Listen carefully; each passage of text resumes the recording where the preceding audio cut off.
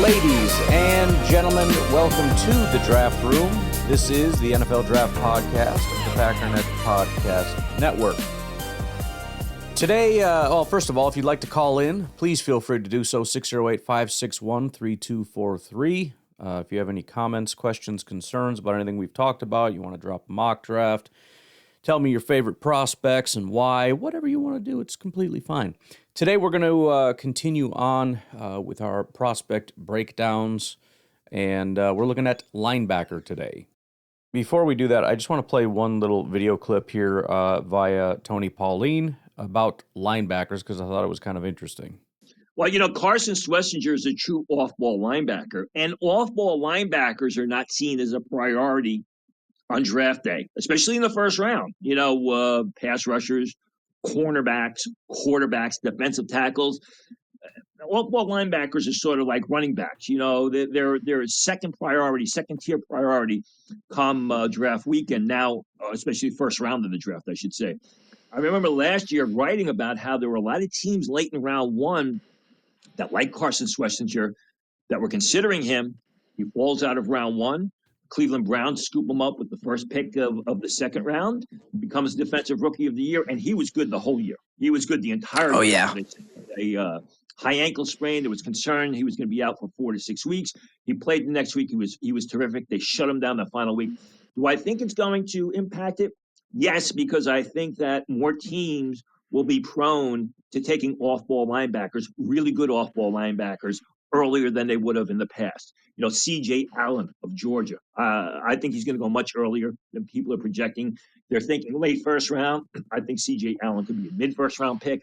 Anthony Hill of Texas, another guy that people are projecting later on. I think he can go late first round. Deontay Lawson of Alabama, another guy who potentially could go late first round. I think what Carson Schlesinger has done is he's opened the door for teams that usually wouldn't consider an off-ball linebacker in the first 32 picks. Say, well, look at the impact that this guy has. We like a C.J. Allen. We like an Anthony Hill of Texas. We like a Deontay Lawson of Alabama. Let's take him now.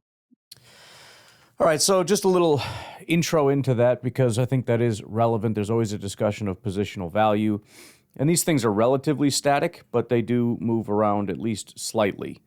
That is to say, running back is never going to be the top priority. It's not. But we've seen minor swings to where like nobody would touch a running back all the way to suddenly taking a running back really early is not so unusual. Linebacker hasn't really gone through that. It's been pretty much, as he called it, second order, or you could probably even go lower than that. I mean, nobody really is going to touch a linebacker unless they can have some pass rush chops inside of the top 10, unlike running back. Having a linebacker impact the game the way that Schlesinger did could potentially allow teams or give teams permission, because there's always like, I really like him, but we have to be responsible. We have to whatever. This may give them the permission they need to say, you know what, let's do it. Now, I don't think anything crazy. I mean, first of all, there aren't those elite guys in this class anyway that could go, top 10, top 5, whatever. But will there be some guys, as he said, that are more historically projected to be late first, that could be mid first, some guys that are second round picks that could go in the first round, that kind of stuff. So I think today we'll probably focus on we'll do a top 9 again. That'll get us right to about the top 100. So that would include Kyle Lewis of Pittsburgh, Deontay Lawson of Alabama, Jacob Rodriguez of Texas Tech. Can't have a defender without a Texas Tech guy. Josiah Trotter, linebacker out of Missouri. Jake Galday, linebacker out of Cincinnati. Anthony Hill Jr., linebacker out of Texas. C.J. Allen, linebacker out of Georgia. And then you got the two big ones, Sonny Styles of Ohio State. That one's kind of interesting as far as where he could go. And then Arvell Reese, linebacker out of Ohio State. Now, I'm putting him in the linebacker category because that's where he's classified. But I think most people are viewing him as a pass rusher. That's the reason why he is currently on the consensus board at number 2. That's why if he does go in and around number 2 to the Jets, for example, that will be why. Because he's viewed as a pass rusher, not exactly an off-ball linebacker. If he is viewed as an off-ball linebacker, he will not go that high, but we'll get into all that. Okay.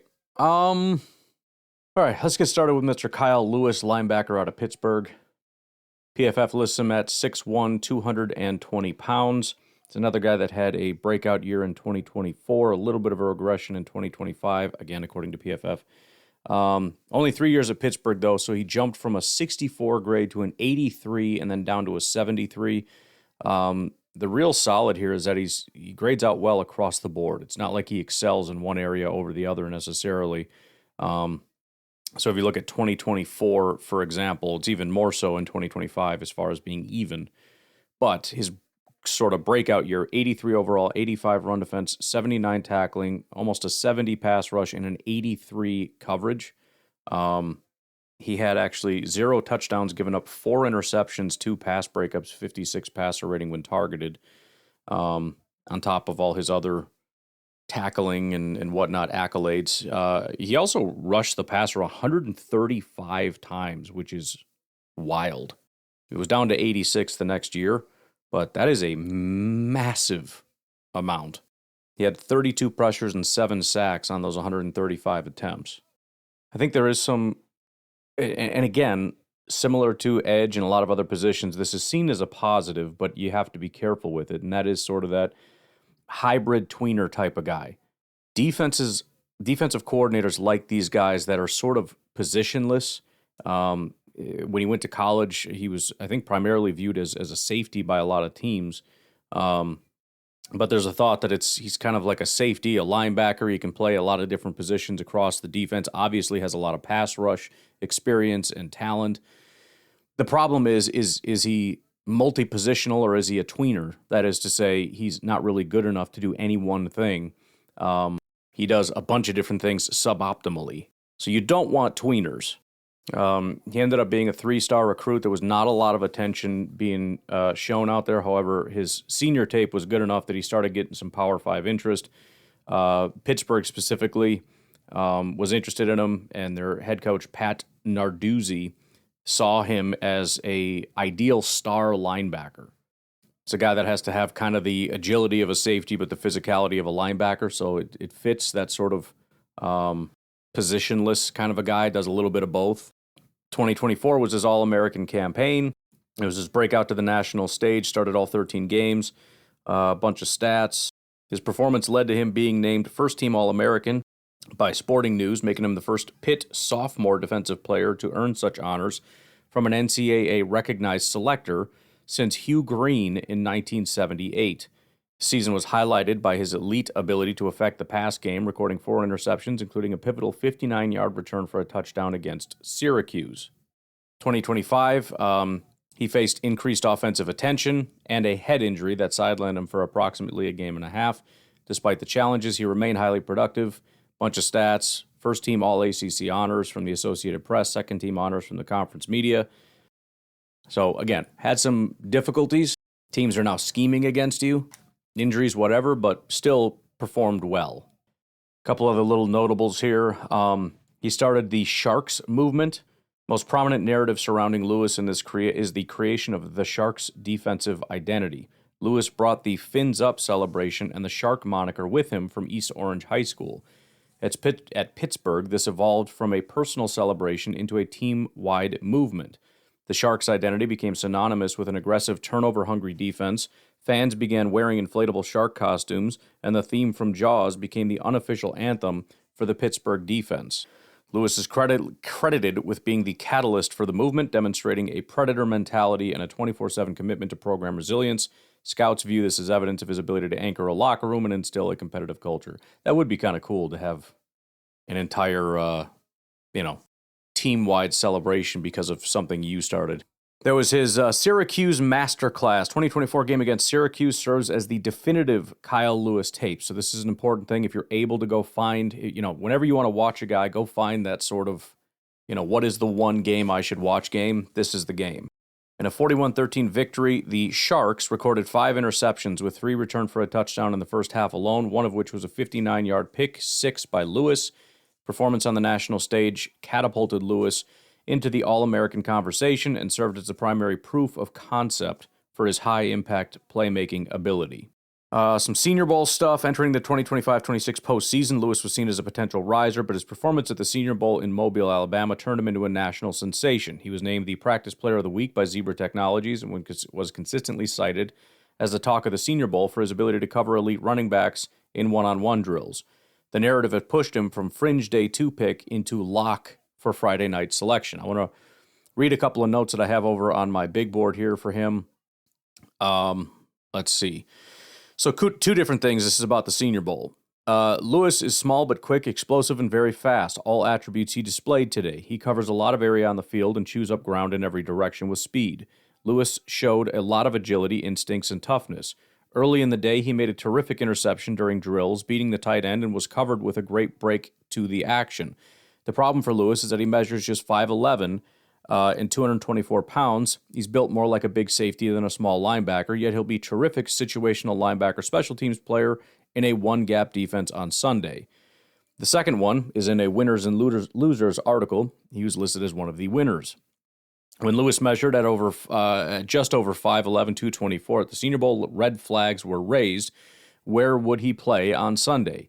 Yet once practice started, Lewis dashed those concerns. He was one of the few players who played better every day. He was explosive upfield, defending the run, showing speed in lateral pursuit, and made plays in coverage. More than anything else, Lewis was feared and played with reckless abandon. He'll be terrific in a defensive system like the one implemented by the Tampa Bay Buccaneers. That's another thing with him is it's probably going to be very scheme specific. You're going to look for certain defenses, especially a defense that has a very stout defensive line that can keep him clean as the weak side linebacker to run free and clean up some, whether it's in coverage or being able to run to the running back or the receiver or whoever it is. But you got to keep the offensive linemen, the tight ends, all that stuff. They got to stay away from him. Pro comparison, Levante David. Both players entered the evaluation process with undersized labels but possess rare speed, instincts, and pass coverage. Like David, Lewis is a point-and-shoot player who can run sideline to sideline, cover significant ground in zone. While Lewis has a long way to go to reach David's Hall of Fame trajectory, his collegiate profile mirrors the athleticism and production that made David a draft day steal. Some other guys, Jeremiah Owusu-Karamoah, JOK, and as a floor comparison, Terrell Bernard. Next up, we have Deontay Lawson. He is at consensus 90 overall. Linebacker out of Alabama, spent 5 years at Alabama, didn't really play in his first year in 2021, got pretty significant opportunities in 2022, and then finally got the starting role as a junior in 2023 and immediately became sort of the green dot, the team leader, the captain, all that kind of stuff, and did that essentially for 3 years. If you're looking at grades, you're primarily looking at a run defender. By the way, he's listed at 6'2", 228, which is pretty small. It's kind of like if you had a 335-pound guy that was mostly a pass rusher in college, or a 290-pound guy that's a pass. It's just one of those things where it's like, I don't know that it translates, and then what do we do with you? But we'll leave that up to the evaluators. 69, 78, and 78 grades over those 3 years overall. Run defense, 77, 84, and 84. His coverage went from a 40 to a 65 to a 69. So it did improve over those 3 years for sure. He was a 4-star recruit coming out of high school. Borderline 5-star recruit. That's one of the things that a lot of people like about him is his pedigree. He's one of those guys teams have had an eye on since he came out of high school. So, I think a lot of people are going to lean into that, the fact that he is somewhat of a freak, even if there's certain things you wish you would have seen but didn't see necessarily on tape. In addition to being undersized, which he is massively undersized, there's also a bit of injury concerns here. November 2024 was the biggest. He had a torn ACL in his left knee in his game against Oklahoma. Season-ending knee injury, obviously, required surgery. He did come back 2025 and play exceedingly well, probably his best season, which is awesome. But anytime you have something like that, it's going to be a concern, obviously, and medicals are going to matter, etc. 2023, he had various lower body injuries. Quad injury cost him 3 games. He also was dealing with some ankle injuries, etc., etc., but still fought through that and ended up becoming a Butkus semifinalist that year. He was, as I mentioned, team captain 2024 and 2025, which is a pretty rare honor, especially for a major program like Alabama. I think his projection is one of the biggest questions. Again, he's consensus 90. So you're talking about third round. There is a pretty wide gap, though. There are some people genuinely that feel like he is a first-round prospect. Again, these are probably people leaning into, number one, his overall tape, which, discounts his size and whatnot, as well as, again, the pedigree, the fact that he came into this as a absolute freak. And if you just focus on the positives, there's absolutely a case to be made, but there's also a lot of things to be discounted, like the injuries and the size and all that kind of stuff. So it's essentially could he possibly be a late first, to more of he's kind of a third-round prospect. That's his range, which is massive. Now, he probably falls somewhere in between and ends up going maybe late second or something, but it is a pretty widely debated question. There's also the belief that he's more NFL ready than a lot of other guys, not only because he went to, again, a program like Alabama, but he's seen as the leadership characteristics, the fact that he was the green dot guy, as well as having a really high football IQ. He is 23 years old, but he feels like an older prospect. So there is the belief that he can come in, plug and play day one in the NFL. All right, final one before we get to the other side of the break is Jacob Rodriguez, linebacker out of Texas Tech. First of all, PFF absolutely loves the guy. Also worth noting, he is a converted quarterback out of high school. He began his career at Virginia as a true freshman offensive Swiss Army knife, quarterback, wide receiver, tight end, running back, then transferred to Texas Tech as a walk-on and learned linebacker from scratch. After a 2023 foot injury, limiting him to 5 games, he exploded in 2024-2025 as Texas Tech's defensive centerpiece, posting back-to-back 120 tackle seasons and leading the Big 12 in tackles while piling up splash plays. He is 6'1", 233. It's becoming kind of a theme, sort of the more undersized linebacker types. He swept major defensive awards, the Butkus, Nagurski, Bednarik, Lombardi, and finished in the Heisman conversation as the face of the playoff Texas Tech defense.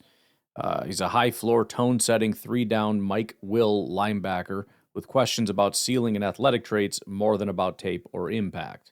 If we look at his PFF, year one, 153 snaps, 71 grade, 91 run defense, 75 pass rush, and coverage was terrible at 37. The next year, 249 snaps. Again, it was still somewhat limited, but also there's the injury that's involved in that. But he jumped up to a 77 overall, 70 run defense, 66 pass rush, 76 coverage. That was the massive improvement there, even though run defense went backwards quite a bit. 2024, his first time starting, 83 overall, 74 run defense, 88 pass rush, 77 coverage, and then 2025 is when he beyond broke out. 93 overall grade, 95 run defense grade, 65 tackling, 92 coverage grade. So he was obviously his best year as a run defender, but also his coverage has massively improved from a 37 to 2 years at a 76 and then a 92. He had, in coverage, given up 2 touchdowns, had 4 picks, 3 pass breakups, 84.5 passer rating when targeted. I think the biggest reason his grades are so good is not only because he did have some good games mixed in. He had, 93 coverage against Houston, 94 run defense against Arizona State. The bigger thing, though, as far as like how these grades work, is that he just had no negatives. So he had the positives, but it wasn't subtracted by any negatives. 60 is average. His lowest graded game was a 59.7 against West Virginia. His lowest graded run defense performance was a 57.2 against Kansas State, his only sub 60. His worst coverage performance was a 54. He had 3 games below a 60, with 54 being the lowest. Otherwise, it's 60s, 70s, 80s, and 90s. So not only was he dominant and had elite performances, he also just didn't, and it wasn't every week. He had half of his performances were in the 60s in coverage. But the point is he had elite performances and didn't have bad performances.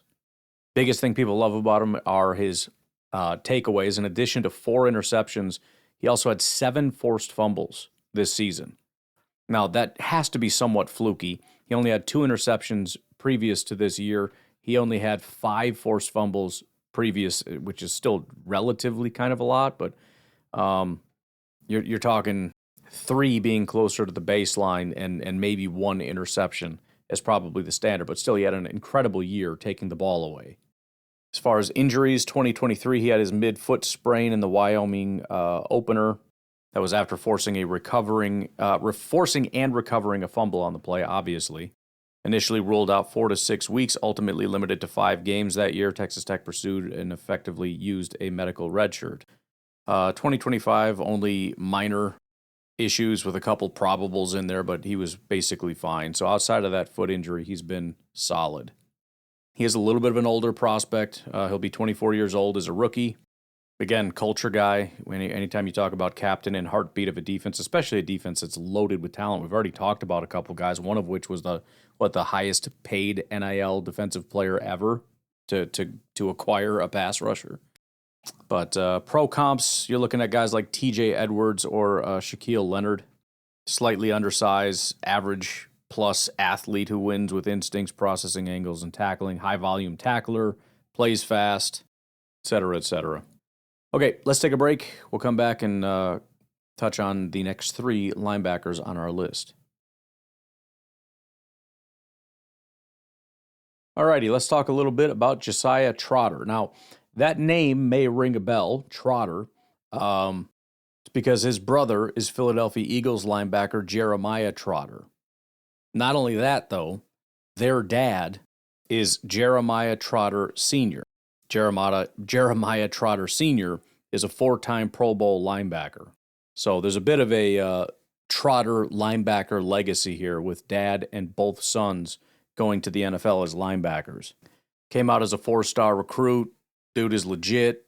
The cool thing about him, if you're into that kind of thing, he is a little bit of a bigger thumper type. He's 6'2", around 240, extremely young. Started playing football as a redshirt sophomore, I believe, in 2024, and started immediately. So he's only played 2 years. He played 2024 in West Virginia as a starter, transferred to Missouri, was a starter. Had a 70 grade with an 81 run defense grade in West Virginia, transfers to Missouri, does it again, 73 grade, 89 run defense. His tackling grades were 84 and 78. So the run defense tackling aspect is solid. Big, mean, physical, wrap-up tackler. The issue, his coverage freaking sucks. He had a 49 grade and a 48 grade. Now, it's not to say that can't improve. It's not like he's 260 pounds. He still should be able to move around. He is very young, and so that's one of the negatives about him, or I should say inexperienced, more so than young.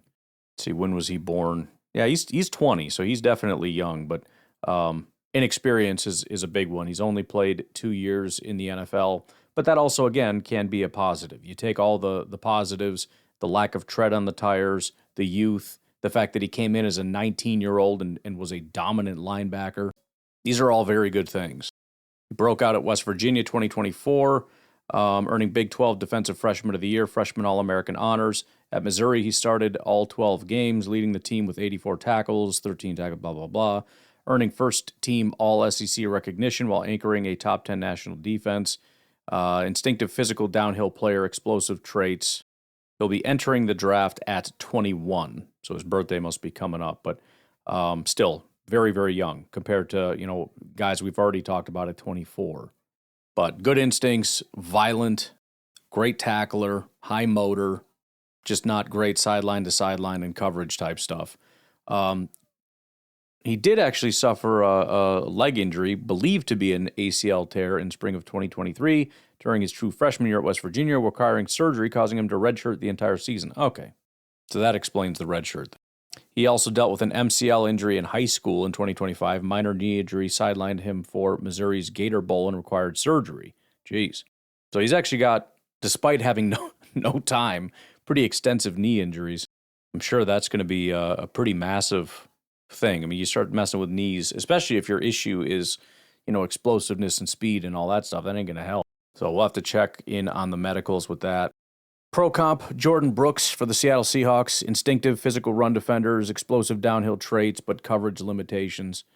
Very similar builds, processing speed, violent hands, all that kind of stuff. Jordan Brooks, not necessarily seen as a phenomenal pick, but a lot of that had to do with the fact that he was a first-round pick. Either way, Josiah Trotter is definitely a super intriguing prospect. He's sitting at 64 on the consensus board, so we're talking second round-ish. Again, it's probably going to be very much a scheme fit kind of a deal. And not even just scheme, but, you're looking for a specific type of player. That you have other people that can handle some of the other stuff, and you need whether it's a Mike linebacker or a Sam linebacker or something that can handle certain roles, certain responsibilities, and just do it very, very well. Probably looking for a middle linebacker, which, I mean, who isn't? Next up is Jake Galday, 6'4", 240. Another relatively big guy, and also an extremely unknown prospect coming out of high school. He was a 0-star rating. No major services gave him any star grades. He did end up going to school at Central Arkansas. Ended up redshirting in 2021. By 2023, he had blossomed into their top defender. He even got himself second-team all-conference honors in the FCS. After that, he kind of put himself on the map, transferred to Cincinnati for 2024, obviously. In his first season with the Bearcats, he started 8 games, got 58 tackles, 7 tackles for a loss, 1.5 sacks. He was awarded with honorable mention All-Big 12 in 2024. 2025 is when he became a full-time starter, emerged as one of the UC's defensive leaders. He earned himself a spot on the All-Big 12 team, also noted for elite testing, benching 24 reps at 225, 36-inch vert, 10-7 broad jump, 425 short shuttle, which put him on Bruce Feldman's freak list. If we look at what PFF had to say here. So again, 3 years at Central Arkansas. His grades pretty consistent, even though the snap counts were not 77, 70, and 77. His breakout in that year sent him to Cincinnati. That went up to an 81 and then up to an 82. His run defense went from 60, 60, 70, 80, 90. He was a 91 in his final year. Tackling was always consistent, 70, 70, 60, 70, 80. Pass rush went down almost every year, but it's not a thing that he does a ton. It's a decent amount. I mean, 80 pass rush attempts in 2025. Coverage also was solid and got better at Cincinnati, 70, 70, 70. And then in Cincinnati was 82 and 78. He doesn't have any interceptions in his time, so not exactly a ball hawk. He has 4 forced fumbles, not more than 1 in a single year, 1 every year except his first year where he played 17 snaps. Allowed 3 touchdowns in his career, 0 interceptions, 4 pass breakups, 99.6 passer rating when targeted. So, probably not his strength, but he graded out really well all the time. If you're just looking at stats, you probably don't like him, don't think he can do it. If you're looking at grades, he's not bad.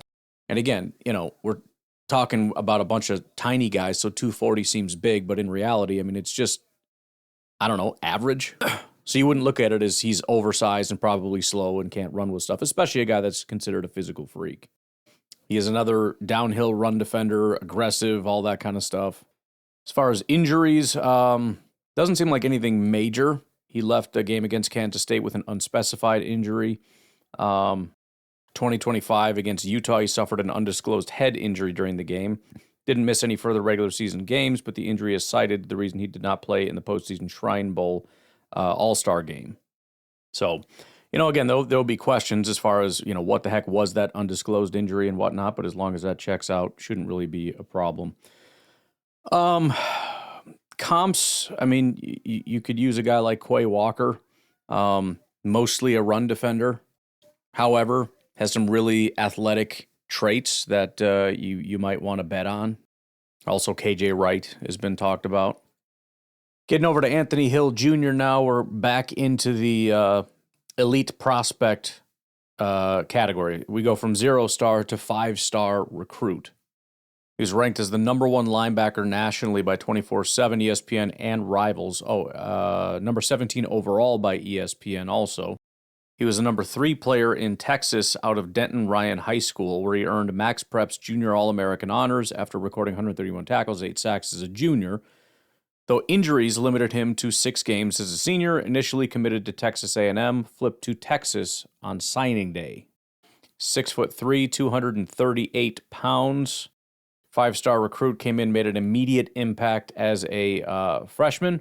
The grades via PFF were not super fantastic, but he definitely made a dent. Started 6 games, 67 tackles, 8 tackles for a loss, 5 sacks.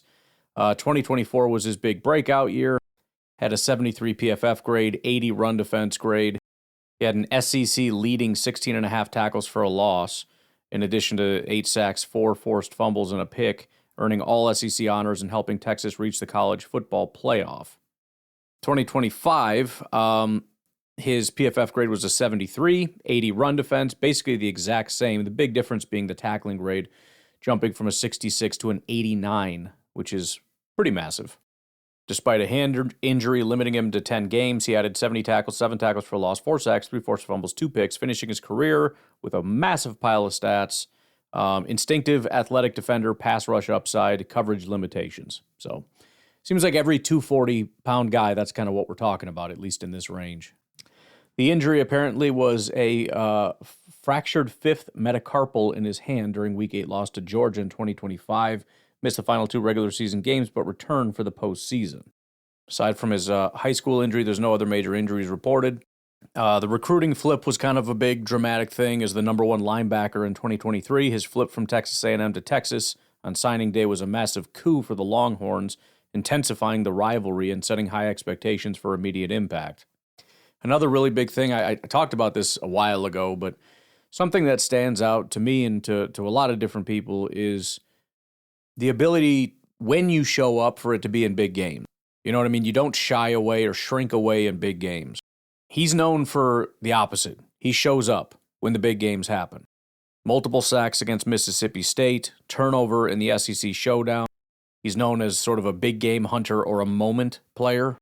For every team, every fan base that is a fan of a team that has experienced shrinking away in big moments, you can understand the importance of having players like this.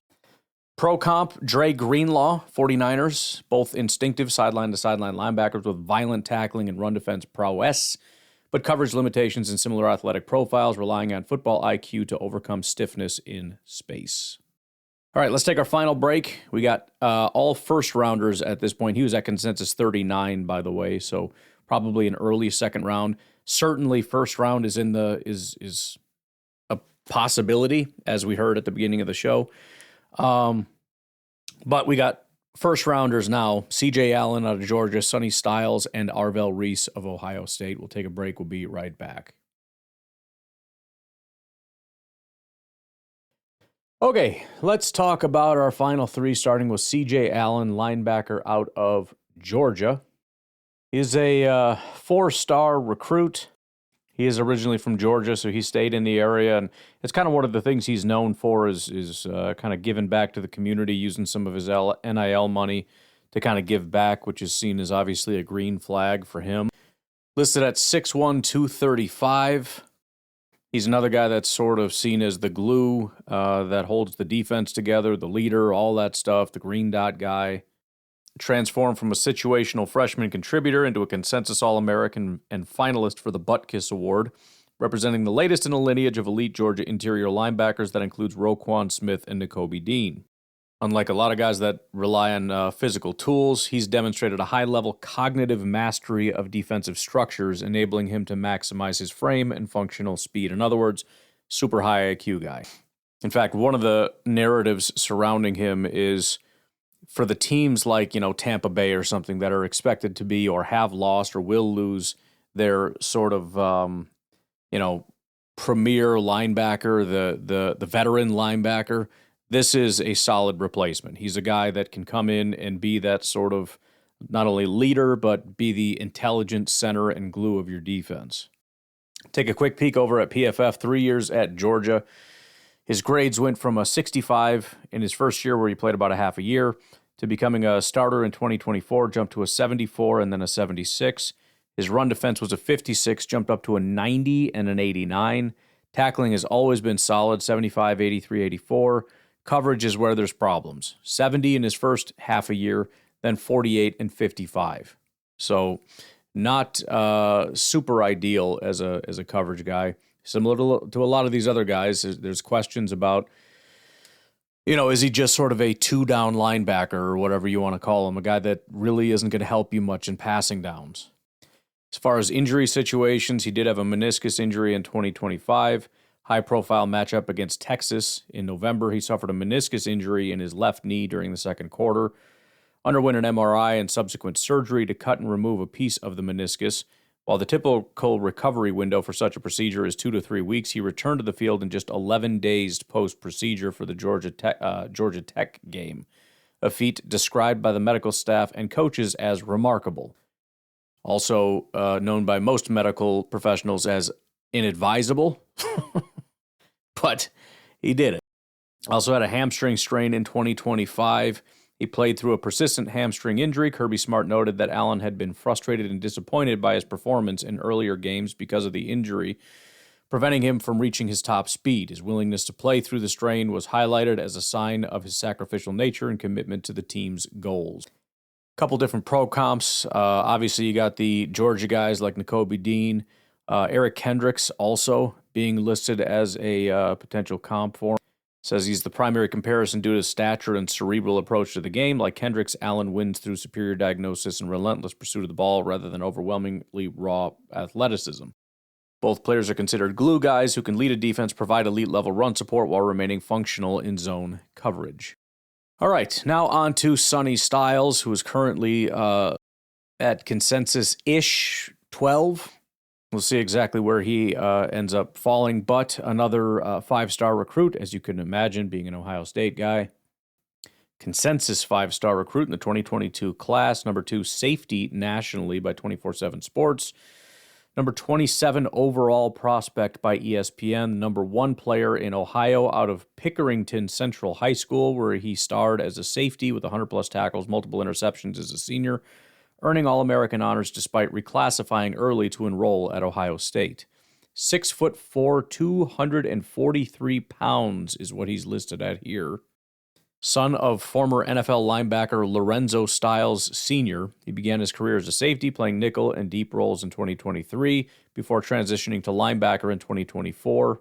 If you look over at PFF, first year he didn't really play in 2022. 2023 as a safety, he actually played quite. It's funny because you look at the stats, you'd never really know the difference. In fact, he played less coverage snaps in 2023, less overall, but it's still, you wouldn't raise any red flags or anything. But he had a 76 grade, 84 run defense, 70 coverage roughly. The next year, he takes a slight step back as his first year as a linebacker. 76 goes down to a 71 overall. 84 run defense drops to a 69. Coverage stays about the same. But year 2 of a linebacker, he breaks out, which is kind of cool because it feels like Ohio State identified something and they were willing to let him take a step back as a linebacker, knowing that if he can reach his final form as a linebacker, he can be a significantly better linebacker than he is a safety. And that's exactly what happened. 2025 was his breakout year, 89 PFF grade, 87 run defense, 92 tackling, 70 pass rush, which he had 64 attempts, 15 pressures, 2 sacks, and an 87 coverage grade. So just dominant across the board. He's got elite athleticism, as you can imagine, being, 200 and, 245-ish, and can cover that well. No significant injury history, which is massive. Just 21 years old, despite having 4 years under his belt, which is amazing. Pro comp, Devin Lloyd of the Jacksonville Jaguars, both tall, athletic converts with elite coverage range, length to disrupt passes, and run defense upside, though needing polish against physical blocks early in their careers. Alrighty, let's talk about Arvell Reese. 6'4", 243 pounds. Again, listed as a linebacker by a lot of people, but I don't know that it's disputed anywhere that he's going to be drafted to be the next Micah Parsons type of player. He's a linebacker converted to pass rusher type of a guy. I mean, he was already a linebacker edge rusher in college. It's not like he was a pure off-ball linebacker that's going to be converted, I guess. But he's a 4-star recruit, went to Ohio State, dominated right away. The next year gets even better. He's coming out now as a very young, super scary, twitched up 21-year-old with a lot of upside. Raw, but a lot of upside. He also brings with him, as far as I can find, really no injury issues. The combine should be interesting. I'm assuming he'll participate. He may not. It's becoming a thing with top 10, certainly top 5 prospects to just skip it. But it may be important for him to do it because if he's going to be Micah Parsons, remember, Micah Parsons was beyond a freak. The guy ran a 4.39 40-yard dash, being around 250 pounds. So if he skips the combine or pro day or whatever, because I think Micah ran that on his pro day. I don't know. I think that hurts him. You got to demonstrate that you can do those things. But had 27 pressures and 8 sacks, which doesn't necessarily sound that impressive on its face. But you got to remember, he was a hybrid. He played inside, he played outside. He wasn't just rushing the passer. He only had 119 pass rush attempts. So 27 pressures on just 119 attempts is almost 23. It's over 22.5% pressure rate. That's the highest that we've seen, even among the edge rushers we talked about yesterday. I think 21% somebody had. So when he actually attempted to get to the quarterback, he had the highest pass rush pressure rate of anybody. And again, 8 sacks when, again, he's a part-time pass rusher. It's pretty impressive. He did end the season with 0 sacks. He kind of had a Rashawn Gary thing after week 10, which is 11, 12, 13, 14. It's 6 games. He was left sackless. He had 8 sacks in the first 7 games and then 0 for the rest of the season. But we'll see. We'll see how this goes. As I've said before, Reese right now is thought to be going to the Jets at 2. We'll see what the Jets think. There are other pass rush options. If they don't necessarily believe that Reese is the next Micah Parsons, then so be it. If you do, it's an easy decision to make. But, there's no guarantees. He's only got 2 years under his belt and not even 2 full years. Very young, very raw prospect. So it remains to be seen what exactly he's going to bring to the table, but we shall see. I'm going to leave it at that. Y'all have a great rest of your day. Tomorrow we'll be taking a look at cornerbacks. That should be fun for the Packer fans. And then today is Friday, so Saturday. So yeah, we'll end the week with safeties, and then we'll be done pending some kind of a special teams thing. We'll see how it goes. But y'all have a great rest of your day. I'll talk to you tonight, tomorrow, whatever. Have a good one. Bye-bye.